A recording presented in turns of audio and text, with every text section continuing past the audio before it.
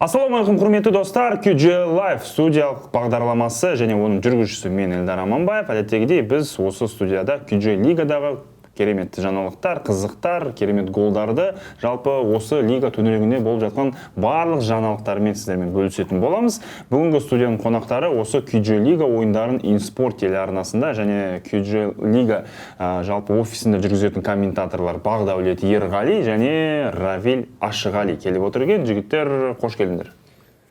Қош көрдік. Армысыздар, құрметті жанкүйерлер, құрметті көрермендер, QG лиганың тұрақты көрермендері. Қош көрдік. Бірінші сөздің басын бүгін бақ өкілдері 28 маусым бақ өкілдерінің мерекесі, кәсіби мерекесі. Сондықтан сіздерді бүгінгі студиядағы барша журналистерді, комментаторларды және осы эфирді көріп отырған барша бақ өкілдерін құттықтаймын. Табысты болыңыздар. Шын жүректен құттықтаймыз, өйткені осы адамдардың еңбегі арқылы жалпы жаңағы бүкіл халық осы спорттық бағдарламадан бөлек жалпы әлеуметтік бүкіл жаңалықтарды хабардар болып отырады. Енді жігіттер, Бағдәулет, сен екінші жыл қатарынан осы QG лига ойындарын жүргізесің. Равиль, сен жақында ғана осы QG лига матчтарын жұмыс жасауына кірістің, және де бірден бір айлық үзіліс болды. Жалпы қалай QG лиганың? Ұнай ма? Форматы қалай? Ойындары қалай? Атмосферасы қандай? Жалпы қазақ футболында осыған дейін бізде жаңалық деп айта аламын QG лиганы, өйткені мен үшін өте қатты ұнады. Ең біріншіден форматы ұнады, оның өткізілуі осыған дейін мен білуімше жаңағыдай белгілі бір клубтың молодежкасы болады, яғни жастар құрамасы, олар бір жерге жиналады, бір апта ішінде 5 тур өткізеді, одан кейін 3 айлық демалыс болады деген секілді. Ал бұл QG лиганың маған ұнаған артықшылығы, олардың әр апта сайын толыққанды команда секілді жаңағыдай барып ойнайтыны, одан бөлек QG лига олардың жүріп тұрысын, жатын орнын көтеріп отыр екен. Мен үшін өте осы бір сәті ерекше болды, сондықтан маған қатты ұнады. Енді Бағдәулет, былтыр сен жүргіздің, биыл тағы да жүргізіп отырсың. Қандай артықшылықтар бар? Жалпы өсу байқала ма? Не деп айта аласың? Жалпы енді Freedom QG лигасы ең алғаш құрылған кезде бір-ақ лига болды ғой. 12 команда, биылғы жылы ерекшелігі 3 лигаға бөлінген, 18 жасқа дейінгілер негізгі лига болатын болса, одан кейін 17 жасқа дейінгілер А және Б болып бөлінген. Және оның өзінде адағы командалар жеңілген, ең соңғы орында тұрған командалар балға түсіп қалу мүмкіншілігі бар. Осындай өзіндік жарыстың қызықтары бар. Осы жағынан бір ерекшелік, алға қарай бір қадам деп айтуға болады. Жалпы енді бұл лига басында құрылған кезде 2025 жылы 5 лигаға дейін осы қыздар лигасы пайда болады деп айтқан болатын. Енді қазір жаймендеп соған жақындап келе жатқандай, мен үшін ең басты жаңалық осы 3 лига болу биылғы жылы. Енді жұмыс та көбейді дейсің ғой, бір жағынан. Бір жағынан жұмысы да көбейді бізге, бір жағынан жалпы анау төменнен бастап балалардың, жастардың 15 жастан 14 жастан бастап осы профессионал деңгейге үйрене бастауы кәдімгідей біздің еліміздің бір футболның болашағы деп айтуға болатын шығар. Жалпы сол тек қана профессионал тұрғыдан емес, медиа жағынан да дамытып отыр. Өйткені әр ойыннан кейін бір-екі футболшы қалады, жаңағы сұрақтарға жауап береді. Енді бұл керемет бастама, өйткені ертеңгі күні үлкен футболға, ересектер арасында футболға өткенде бұл жігіттер дайын бір оратор ретінде өздерін сезуі мүмкін. Камерадан жасқанбай, кез келген сұрақтарға жауап беруі мүмкін. Футболшы болып дайындық. Барлығын істеп отыр ғой енді. Енді жігіттер жақын арада аптада 7-ші турдың ойындары аяқталды және сол 7-ші турдың ойындарында қазір көрсеткіштерін біз бірге көретін, тамашалайтын боламыз. Өте қызықты есептер болды. Мысалға Шахтердің өзі сырт алаңда Ақтөбені 4-0 ойсыра жеңуі, 10-да 1 есебімен Қайрат Астананы ұтты. Бұл ойындар туралы ойларыңыз қандай? Жалпы Бағдәулет, сен сол Шахтердің ойын жүргізген сен болатынсың. Осы инспорт телеарнасынан өзім жүргізген болатынмын. Енді Шахтер биылғы маусымда фавориттер қатарында, Қайраттан кейін ол бар болған тек қана Каспийге ғана жеңілген, 0-1 есебімен. Ол да 3-ші турда, алғашқы турларда болды. Жалпы қарағандылық команда есін жиып үлгермеген кезде деп айтуға болады. Бірақ одан кейін енді тіпті Қайраттың өзімен 1-1 ойнады сырт алаңда, Ордабасымен тең ойнады. Одан кейін енді осы Ақтөбеге барған кезде жалпы қағаз жүзінде де былай да фаворит ретінде барды қарағандылықтар. Бұл жерде енді Шахтердің жеңісіне сенімді болған сияқтымыз баршамыз. Иә, былтыр енді Жасқыран екінші орында болған, екінші орын. Қазір Жасқыран 4-ке түсіп қалды да, Шахтер екінші орынға. Осы енді Жасқыран Қайраттың басты бәсекелесі деп айта аламыз ба? Әлде тек қана осы 7 турдан өткен ойындарда әлі қорытынды жасау болмай ма? Жасқыран туралы ойын жалпы сенің? Жалпы QG лиганың биылғы маусымы енді қызық келе жатыр десек қателеспейміз. Өйткені алда 8-ші тур, жалпы 22 тур барын есептесек, енді бел ортасына жақындап қалдық. Кішкене бір қорытынды жасай берсек болады деп есептеймін. Бірақ былай қарап тұрғанда енді дәл қазір Қайратқа жететін, теңгелетін команда жоқ. Жылда чемпион болып жатқан команда, жалпы Қазақстандағы үздік академиясы бар команда, яғни жастар дайындай алатын команда деп есептеймін. Сондықтан осы 1-2 маусымда Қайратқа қарсылас болатын меніңше команда жоқ. Жасқыран мүмкін сол екінші орынға таласады. Футзалдағыда естерін 25 жыл қатарынан Қайрат чемпион болған. Бұл биыл Семейлік Елімай командасы чемпион атанды мысалы. Енді білмеймін, QG лигада енді Қайрат деп үйреніп қалдық қой. Қайрат қашан чемпион болады деген сұрақ болды. Қанша тур қалғанға дейін чемпион болады деген сұрақтар болды. Жоқ, мен келіспеймін енді. Былтырғы жылы егер QG лиганы қараған болсаңыздар, қазірдің өзінде 7 турдан кейін артық айтып қажет жоқ. Өйткені турнир кестесін қарасаңыздар, Қайрат бір 6 ұпайға 7 ұпайға алда келді, 5 ұпайға. Бірақ дегенмен былтырғы маусымда маусымның соңына дейін Жасқыран мен Ақтөбе Қайратпен бір үзеңгілес болып теңесіп келді да, соңғы турларда өздерінің жеке, мысалы былтырғы жылда алып қарайықшы, Қайрат пен Жасқыранның жеке екі кездесуінің екеуінде де Жасқыран жеңіске жеткен болады былтырғы жылы. Сондықтан Жасқыран турдың басын әлі 7-ші тур. Жауапты ойындары бар. Бірақ қазірдің өзінде 8 ұпайға алып келеді Қайраттан. Енді қазір Шахтер де жақсы. Шахтер командасы өте жақсы. Қазір алға қарай бір қадам жасаған былтырғыдан қарағанда. Енді биыл көңілден шықпайтын Ақтөбе, былтырғы жылы чемпиондыққа таласқан Ақтөбе биыл турнир кестесінде Қайсардан бір бас жоғары ғана тұр болды. Сол Шахтердің ойында 3-ші гол пенальтиден соғылуы мүмкін еді ғой, бірақ жаңағы Ақтөбенің капитаны өз қақпаға тұрып екі сей жасады ғой, бірден. Бірақ 3-4-ші голды қараған кезде енді бұл жерде қателік болды енді. 3-ші голда енді ол жерде тосуға болатын еді, көзімен шығарып сал команда капитаны. Ол жерде енді Ақтөбенің ірі есеппен жеңілетін себебі бірінші тайм аяқталғаннан кейін бапкер тұрды да қақпашын ауыстырады. Жалпы қақпашын емес, қақпашы бар. 4 ойыншыны ауыстырады ма? 3 ойыншыны ауыстырады бірден екінші таймда. Қақпашы шығады да 5 минуттан кейін қызыл қағаз алып кетеді.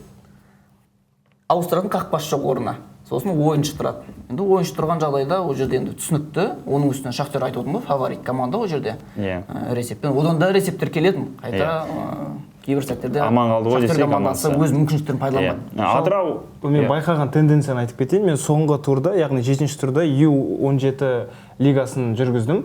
Сол ойында Ақсу мен Ордабасы командаларының арасындағы ойын жүргіздім, және сонда көрген таң қалғаным, екі команда да 80-ші минутта қақпашысын ауыстырды. Жақсы ойнап жатты. Екі қақпашы да өте керемет ойнады жалпы. Есеп қандай болды ол кезде? Есеп 2-0 болды, Ордабасы жеңіске жетті. Жоқ, түсінемін. Ол жалпы QG лигада қақпашын жиі ауыстырады. Ойынның соңғы минуттарында қосалқы құрамды қақпашыға мүмкіндік береді. Себебі QG лиганың жалпы ойын байқасаңыздар, кішкене футболшы құлап қалса, дәрігерлер жүгіріп шығады жасыл алаңға. Ол өйткені бұл енді біздің болашақ жұлдыздарымыз ғой. Сондықтан олардың денсаулықтары өте маңызды да, және олардың ойын практикасын алуы да маңызды. Қақпашы болсын, ол басқа болсын. Сондықтан ойынның бір 10 минут қалған кезде тіпті тең есептің өзінде қақпашын ауыстырып жататын жайттар онда көп, оған таңғалу болмайды. Мен енді биыл келіп, енді осы структураға енді жаңа аяқ басып жатқаннан кейін сол қақпашылардың жиі ауысып жатқан көріп жүрген маған бір қызық жағдай болды, бірақ оған да үйреніп кететін шығармыз. Атырау өз алаңында Каспийден ойсырай ұтылды. Есеп 3-0. Бұл жерде енді Каспий мықты команда ғой, қазір 5-ші орында, енді Атырау екеуі орынмен ауысты. Ақсу өз алаңында Ордабасынан ұтылып қалды 2-0 есебімен, және сол жеңіске байланысты Ордабасы 3-ші орынға көтерілді. Ал турдың басты ойыны Алматыда Тимур Сегізбаев ағамыздың атындағы стадионда өтті. 10-1 есепке дайын болды ма Бағдат? Жалпы енді біз сол студиялық бағдарламада шықтық, ойын алдында ірі есеп болатын деп бір сезім болды. Бірақ енді 10-1 деген енді масқара есеп қой. Жалпы Астана маусымның басын негізі жақсы бастады. Өте тамаша бастады.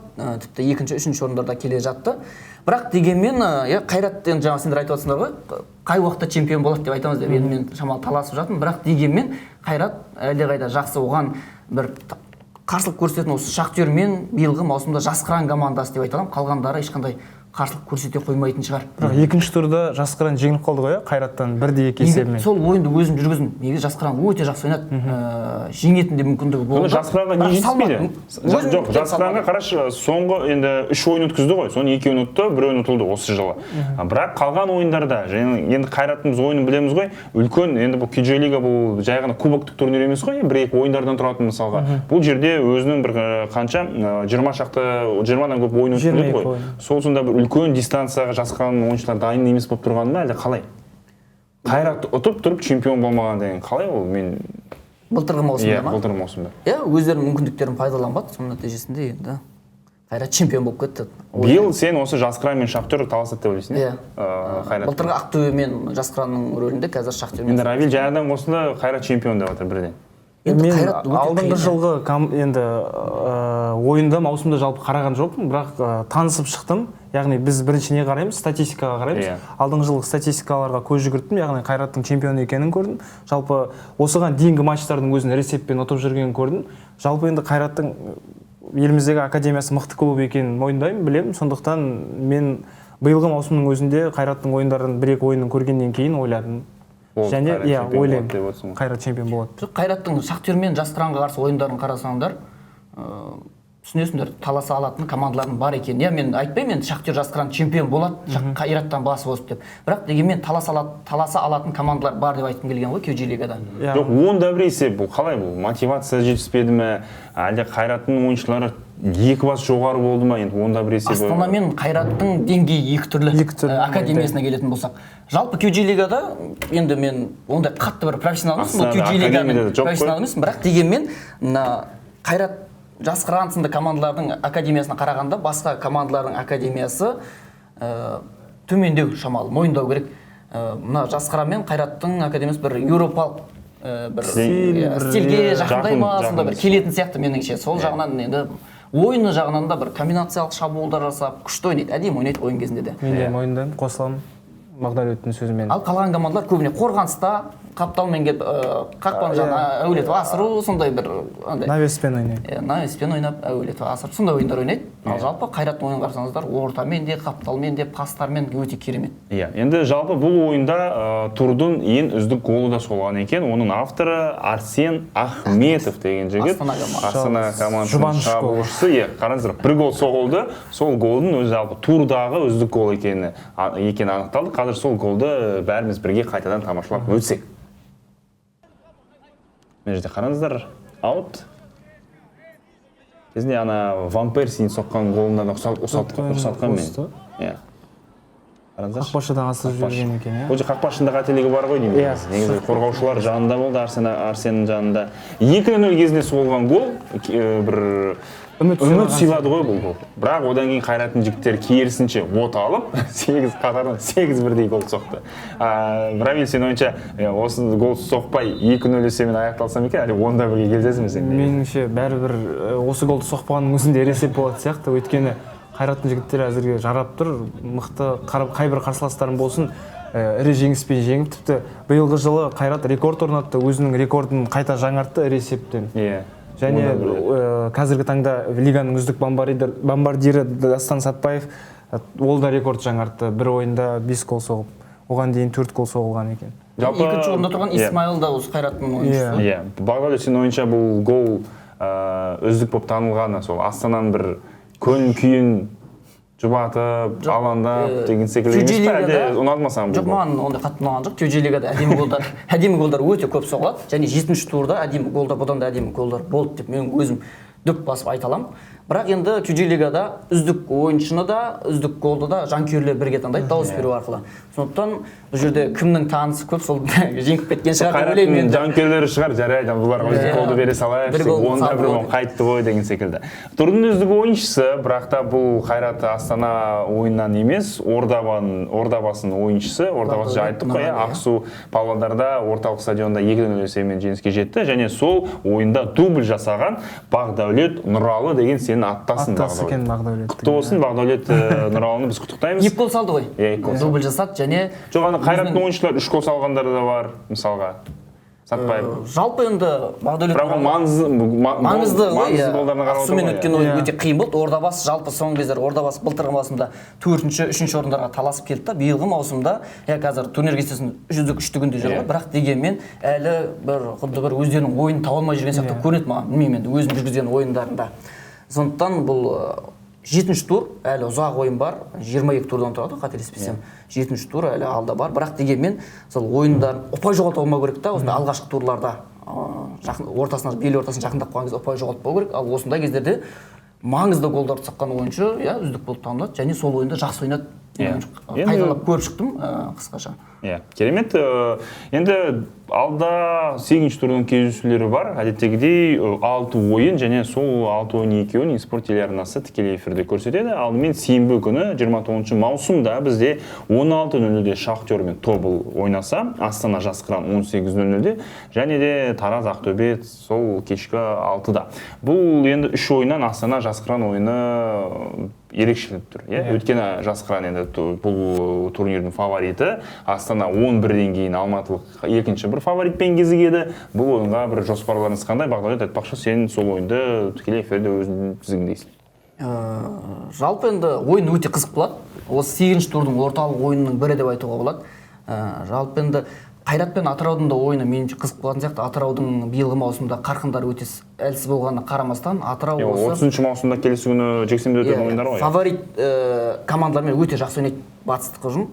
Ал Астана мен Жас Қыранға келетін болсақ, меніңше өздерінің көршілерінің нәтижесін қайталамағанмен жеңісті алатын сияқты Жас Қыран ба? Бұл ойын туралы Равиль өз ойын қандай? Жас Қыран мен Астана арасындағы ойын жалпы бұл Жас Қыранға мүмкіндік деп есептеймін.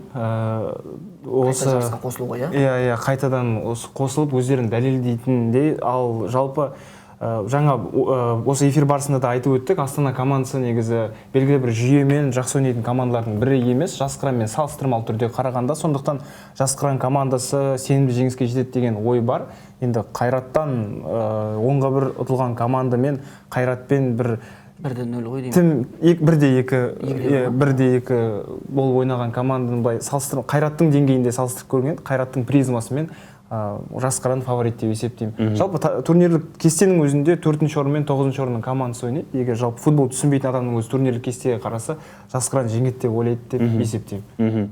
Негізі Астанадағы мүмкіндік қой, өз алаңында, сол бір 10-да бір жеңілісінен кейін керемет бір футбол өрнегін көрсетіп 3 ұпай алу және сол біз Астана жігіттерде бізде студиялық бағдарлама болды ғой, олардың басты мақсаты сол 7-ші турдың қорытындысы, ол кезде енді 6 тур ойын алды ғой, сол ойындарда жиналған ұпайлармен енді келіспеді. Өйткені біз сол ойындарда өте көп мүмкіндік болды, біз өзіміз кінәліміз, сол жұмыс жасап жатырмыз деді да. Енді жастар болған соң енді қателікпен жұмыс жасайды ғой. Бұл жерде тағы да Шахтер Тобыл ойыны туралы не айтасыздар? Өйткені Шахтер қазір 2-ші орынға орнықты және сол 2-ші орында қалу үшін міндетті түрде осы лиганың жаңа командасы, енді Тобыл биыл ғана қосылды ғой, соны ұту керек. Бірақ Тобылда қазір соңғы кездері өте керемет нәтижелер көрсетіп тұр және сол Жас Қыранмен де өз алаңында Қостанайда теңесіп болды. 1-1 соңғы турда. Жалпы енді Шахтер мен Тобыл ойынында Шахтердің білмеймін енді ойындары өте бір қатты керемет деп айта алмаймын. Бірақ дегенмен өзінің мүмкіндіктерін шабуылда өте жақсы пайдаланады бұл команда. Қарағандылықтар сол жағынан маған ұнайды, бір тартымды команда деп қараймын. Қарағандылықтардың жеңісіне сенем бұл ойында да. Менің ойымша негізі бұл ойын менің пайымдауымша Жас Қыран үшін өте керемет мүмкіндік. Жалпы Тобыл мен Шахтердің кездесіп тұрғаны. Енді Тобыл өте әлсіз ұжым емес, Шахтерға бір қарсылық көрсете алады деп есептеймін. Егер де жаңағы Жас Қыранның алдында келе жатқан Ордабасы немесе Шахтер ұпай жоғалтып қалатын болса, Жас Қыранның өзінің турнирлік кестедегі жағдайын жақсартып алдыға қарай ұмтылуға керемет мүмкіндігі бар. Сондықтан дәл осы ойын есебі тіптен тең есеппен тарқасып қалса, қос ұжым бұл Жас Қыран үшін өте керемет мүмкіндік болады. Меніңше де Тобыл бұл ойында Шахтерді бір тығырыққа тіреуі мүмкін деп ойлаймын. Өйткені Шахтер енді білесіздер, шабуылға ойнайтын команда, қазір 2-ші орында, менсінбеушілік болады жас жігіттерде. Егер сол жаңағы бас бапкерлер жақсы жұмыс атқарса, онда Шахтер міндетті түрде жеңіске жету керек өз алаңында. Жалпы енді Шахтер негізі тек қана шабуыл емес, қорғаныста жақсы ойнайтын Қайратпен ойында байқаған болатынбыз. Қайрат екінші турда ма кездесті Қайратпен. Сол кезде тең есеп болу 0-0 есебі Алматыда. көп шабуылда Қайрат. 35 соққы бағытталған. Соның барлығында Шахтер қорғана білді. Өте тамаша қорғанды. Мына бойшаң қорғаушылар бар, есімдерін ұмытып қалып отырмын. Сол жігіттер қорғаған кезде, білмеймін, енді өте жақсы қорғаныста ойнай біледі. Соның арқасында енді Тобыл турнир кестесін жалпы алып қарайтын болсақ, 8-ші орында тұр. Шахтер 2-ші орында тұр, ал Жасқыран 3-ші орында тұр, Астана 9-ші орында тұр. Осы 4 команда бір-бірімен кездеседі ғой енді. Сондықтан егер Жасқыранның жеңісіне сенетін болсақ, Астанаға қарсы, онда Шахтердің Тобылға қарсы жеңісіне сенуіміз керек сияқты. Жоқ, мен сенем, бірақ Тобыл Астанамен салыстырған кезде жақсы команда деп есептеймін. Жалпы жүйесі, құрылымы жөнінен, сондықтан тым болмағанда бір қинап Шахтерді 2-0, 3-0 есебімен ұтпайды десеңші. Бір 2-1, 2-0 есебі болуы мүмкін. Ал бірақ сенімді жеңіс қиындау болады Шахтер. Тараз Ақтөбе сенбіде 29 маусымда ең соңғы ойындардың бірі. Ақтөбе биыл енді өте нашар ойын үрдігін көрсетуде. Ақтөбе қазір 12 команда ішінен 11-ші орында. Тараз да жоғары сатыларда емес 8-ші орында. Бұл енді бір аутсайдерлардың айқасы, бірақ енді білмеймін. Ақтөбеге биыл не болған, өткені ана жылдары бұл команда енді еліміздің батыс аймағынан, еліміздің футбол қаласынан келіп отқан жігіттер биыл не болғаны белгісіз, бірақ Ақтөбенің бір Қызылорда екеуінің ойындары бұл ала-құлақ осы.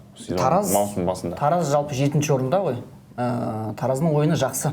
Ақтөбе былтырғы жылы 3-ші орын алды. Айта кетейік, былтырғы жылы 3-ші орын алғанның өзінде негізі ойындары бір өте керемет болған жоқ енді. Ақтөбелік жігіттер андай ғой енді. Ренжімес, бірақ мінез өте жақсы. Соңына дейін таласып, және жанкүйерлер де қолдау өте жоғары ғой. Ақтөбенің жанкүйерлерінің барлығы біледі, айтпай-ақ қоюға да болады. Бірақ дегенмен былтырғы жылы бір жүйелі бір ойын болды деп айта алмаймын Ақтөбеде. Биылғы жылы сол ойын жоғалтып алды деп айта алмаймын. Былтырғы жылы керісінше сол дәл осы мінезінің арқасында 3-ші орында сақталып қалды. Ал биыл ол мінез тек мінезбен әрдайым турнирдің жоғары жағында жүру мүмкін емес қой. Меніңше сол жағынан жетіспей жатқан сияқты. Сол себепті Равиль Тараз фаворит па бұл ойында? Мүмкін. Нақты бір кесіп ештеңе айта алмаймын.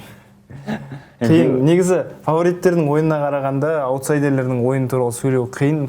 Ештеңе күтпейсің ол командалардан. Бір кереметті де төңкеріп жерден алып беруі мүмкін. Сондықтан бұл ойын туралы пас. Жалпы QG лиганың 4-ші орыннан төмен қарай ойындарын барлығын кетсе, айта алмайсың, дөп бас өткен кезеңде команда жеңіп кетеді. Қайрат Атырау 30-ші маусымда сағат 17:00-де бұл ойын болады. Қайрат тағы өз алаңында Атырауды, тағы басқа бір құраманы команданы қабылдайды. Атырау енді 6-ші орында. Бұл жерде қалай ойлайсыздар, сол Астанамен тіркелген ойын есебі қайталай ма, әлде Қайрат сол 2-0, 3-0, 4-0 есебін қанағат тұта ма? Равиль тыңдап көрейік. Жерлестері ғой. Сол Атырау туралы, Ақтөбе туралы сұрақ қойса қиын, жершілік тартып кетеді деймін ба? Енді өзім Атырау қаласынан болғандықтан. Мен жанкүйермін Атырауға. Енді өзім туған жерім. Бірақ жаңада басында айтып өттім, Қайрат бұл мүлде бөлек деңгей. Сондықтан 5-0-ден көп болмаса деп тілейміз, дұға етеміз Атырау үшін. Меніңше Атырау ұпай алып қалуы мүмкін. Атырау андай командада бір күштілердің қатарына да қоса алмайсың, әлсіздердің қатарына қоса алмайсың. Және турнир кестеде жалпы енді 12 команда ма, соның 6-ші орындағы Атырау ғой. Бұлар кез келген ойында ұтылып қалуы мүмкін, не ұтылуы мүмкін деген.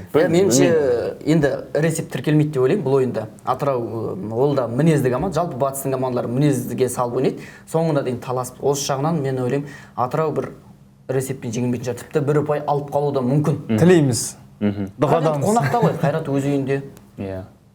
Қиын ойын енді Атыраулықтар үшін. Бірақ дегенмен мүмкіндік бар оларда, ойындарына қарап отырып.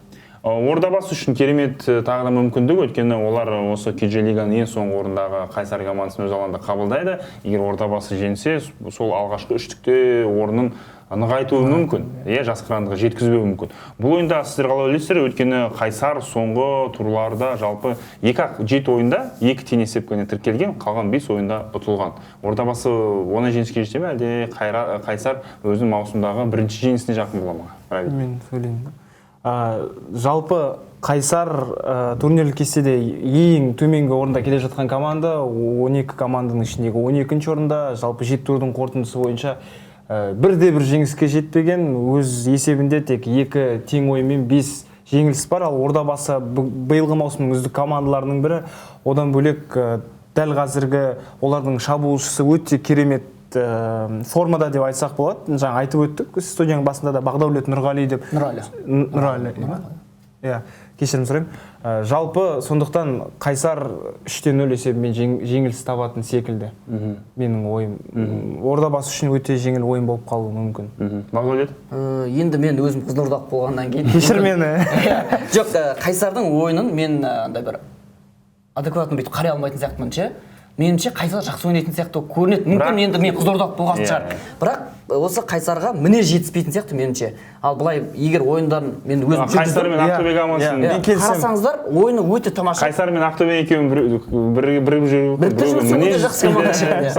Жоқ, меніңше Қайсар командасында бір мінез жетіспейді, анда соңына дейін таласу, әйтпесе ойындар өте жақсы.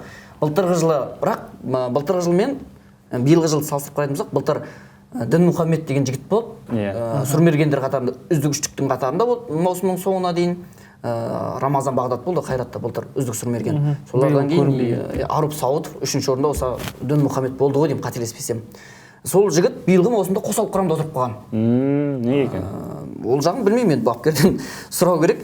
Бірақ енді жалпы мына Астанамен ойын алып қарайтын болсақ, кешегі 1-2 Таразға жеңіліп қалды, сол ойындарды алып қарайтын болсақ, Қайсардың ойыны жақсы сияқты. Мен енді мүмкін Қызылордалық болғасы маған солай көрінеді. Мен дұрыс баға бере алмаймын, бірақ дегенмен солай көрінеді. Тек соңғы минуттарда бір соңына дейін таласпайды. Астанаға қарсы ойында да ең соңғы минутта гол жіберіп алған болатын, тең есептер келді, ұсып тұрған жерінен Астанада. Таразға қарсы ойында да дәл сондай соңына дейін таласпайды.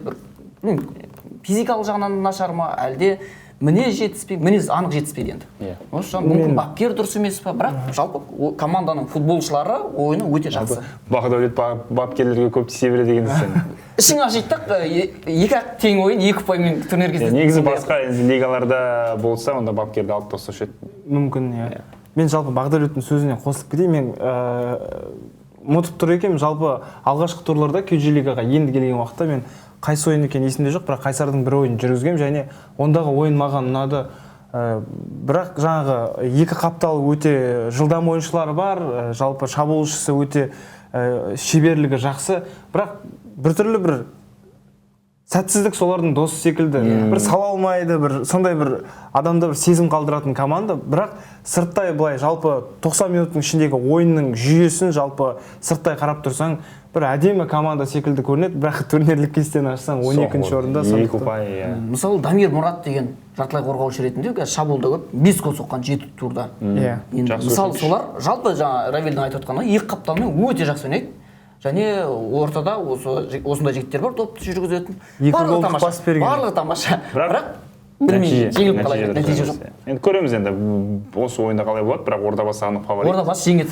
Ордабасы жеңетіні анық сияқты, бірақ енді көреміз, бұл футбол, бұл QG лига, бұл жерде барлығы мүмкін. Барлығы болуы мүмкін. Және соңғы ойын Каспий өз алаңында Ақсуды қабылдайды. Каспий өз алаңында ең соңғы ойында естеріңізде болса матчдей болатын, Қайратпен 0-3 есебімен ұтылып қалған кезі, және сол жігіттер мектепті тәмамдаған кезі еді. Енді бір тур өткеннен кейін Каспий өз алаңында енді Ақсуды қабылдайды. Ақсу да сондай бір керемет қазір көрсеткіштерге ие болмаған команда, 10-ші орында Каспий ұтса, енді және Ордабасы жасқырған командалары ұпай жоғалтса 3-0-ке оралады. Бұл ойында қандай есепті келеді деп меніңше Каспий оңай жеңіске жететін сияқты. Батыстық дербиде 7-ші турда Атыраудан 0-3 есебімен Каспий басым түсті сырт алаңда. Бұл өте маңызды ұпай болды олар үшін, маңызды жеңіс болды. Ал Ақсуға келетін болса, Ақсу соңғы кездері жалпы ойындар ондай қатты жүріп жүрген жоқ. Ақсудың да 0-2 есебімен жеңілді ғой деймін. Осының 7-ші турда Ақсу. Енді бұл ойында Каспий фаворит деп санаймын өзім. Және Каспий оңай жеңіске жететін шығар. Равиль, сен ойын? Қысқа. Каспий фаворит екені анық. Басқа қосарым жоқ. Көреміз. Турнирлік кестеге назарымызды салайық. Бұл жерден бағанадан бері айтып отыр қой. Қайрат 1-ші орында, Қайратта 19 ұпай, және енді гол салу, жіберу айырмашылығы плюс 34 деген енді керемет қой, айтыңыздаршы. Басқа деңгей. Екінші орындағы Жасқыран плюс 11 ғой деймін, қателеспесем. Шахтерде 11 плюс 11. Шахтерде ма? Иә, плюс 11. Ордабасыда 0, Жасқыранда 4, қалған командаларда минус қой. Екінші орында тұрған Шахтердің өзінен сондай айырмашылықты айтамын да, гол пас айырмашылығы. Негізі бұл лигадан Қайратты алып тастағанда көп команда плюс болатын еді негізі. Қайрат бірінші орында, Шахтер командасында 14 ұпай, олар екінші орында. Кеншілер енді еліміздің оңтүстігінен келген команда Ордабасыда 12 ұпай, олар үшінші орында. Енді қалғандарын біз барлығын бағынан бері айттық. Төртінші орында Жас Қыран, 5-те Каспий, енді алдарыңызда экранда турнирлік кестеде бар. Тараз, Тобыл, Астана, Ақсу, Ақтөбе және Қайсар. Қайсарда енді әзірше бір клуб қана жеңіске жетпеген, ол Қайсар. Енді тезірек Күріш елді мекеніне, Күріштің отаны Қайраттан ұпай аламыз. Жеңіске жетсе екен. Енді сендерге барлығы Шахтер, Ордабасы, Жас Қырандар енді жанкүйер болады ғой сол ойында. Үздік сұрмергендер, құрметті көрермендер, бұл жерде енді тағы да сол Қайраттың жігіттері бір емес, қос жігіті, біреуі Дастан Сатпаев 12 гол соғып үлгерген 7 ойында, бұл енді масқара.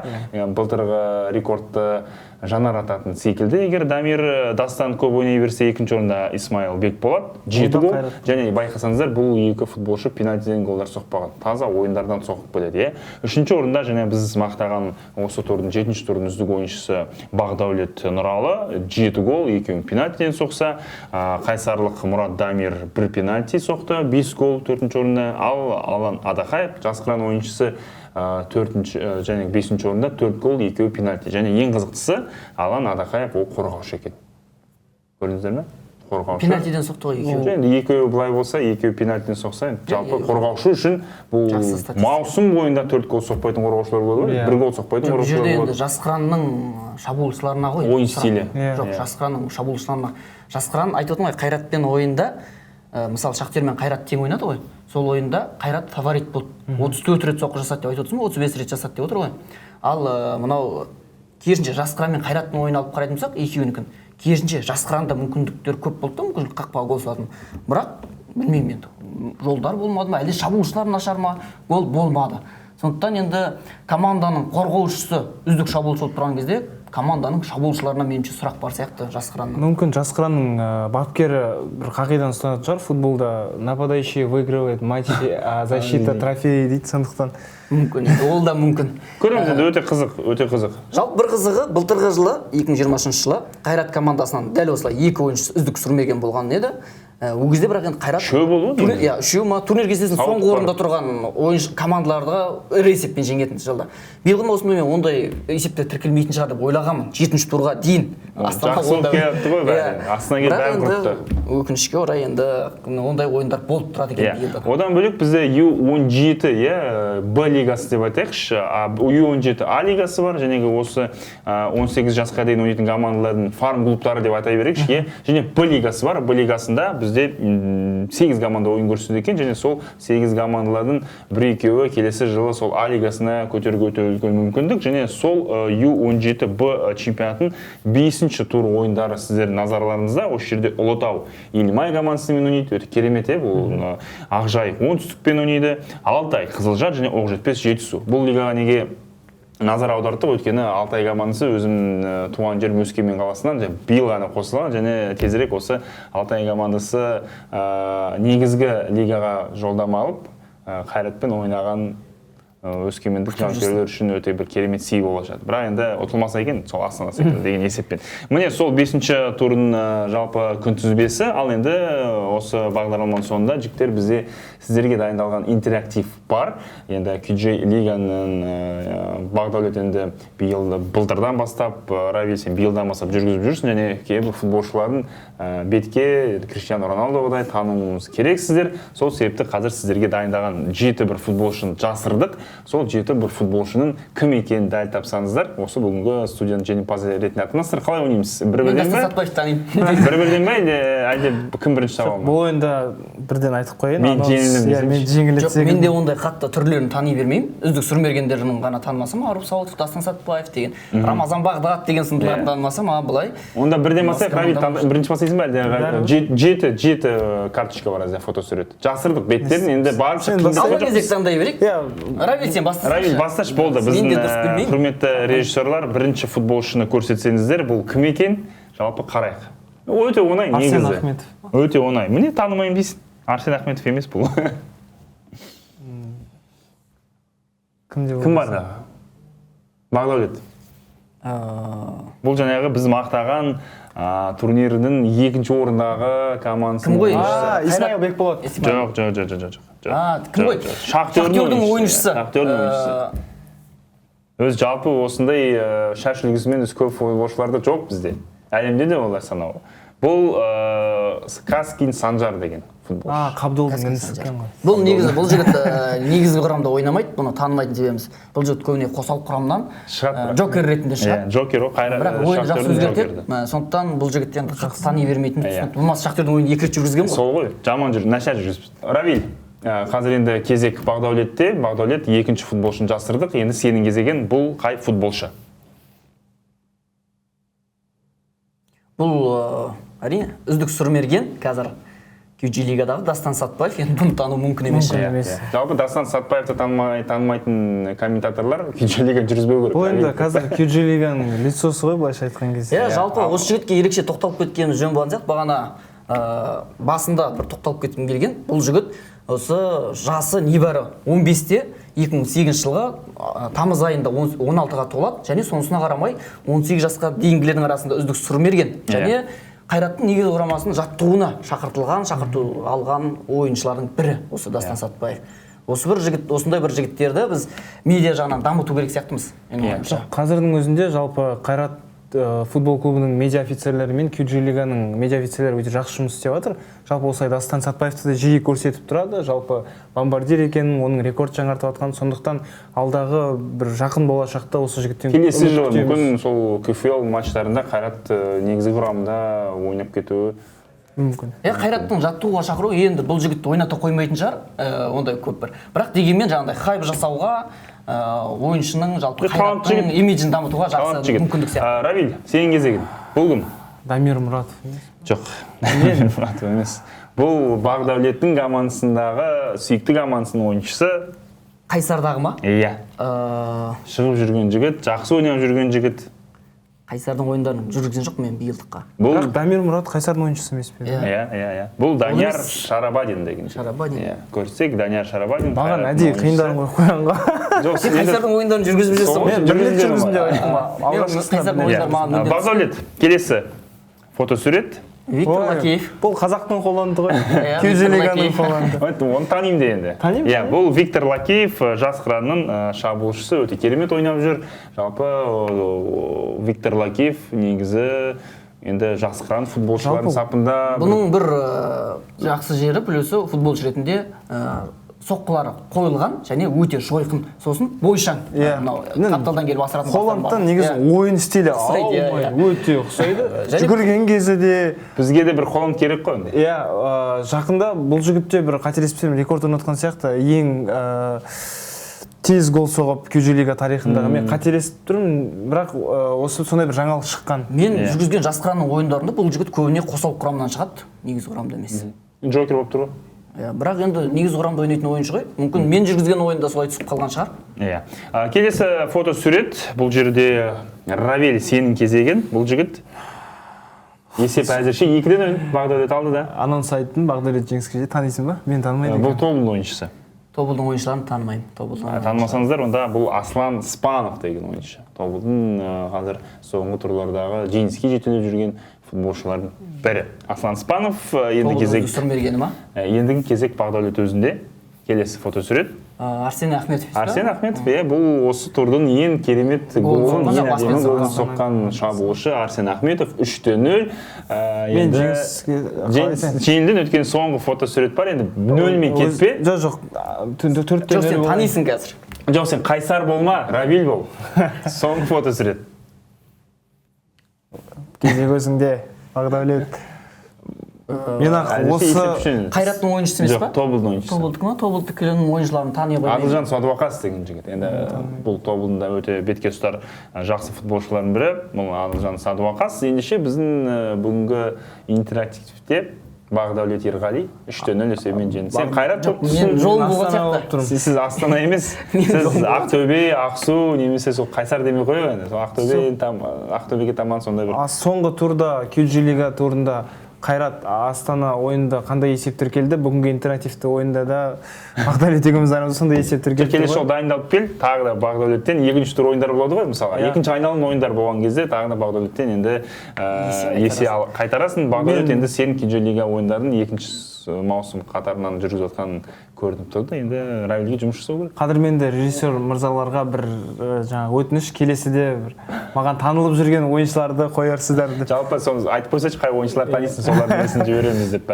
Ендеше құрметті әріптестер, рахмет, тағы да сіздерді төл мерекеңізбен құттықтаймыз. Өздеріңіз мерекелеріңіз Бақдәулет Ерғали, Равиль Ашиғали біздің Инспорт телеарнасын және Күйджи лигадағы футбол ойындарын жүргізетін комментаторлар. Ал бүгінге біздің Күйджи Live студиялық бағдарламамыз аяқталды. Оның жүргізушісімен Эльдар Аманбаев. Ертеңгі бағдарламаларда кездескенше.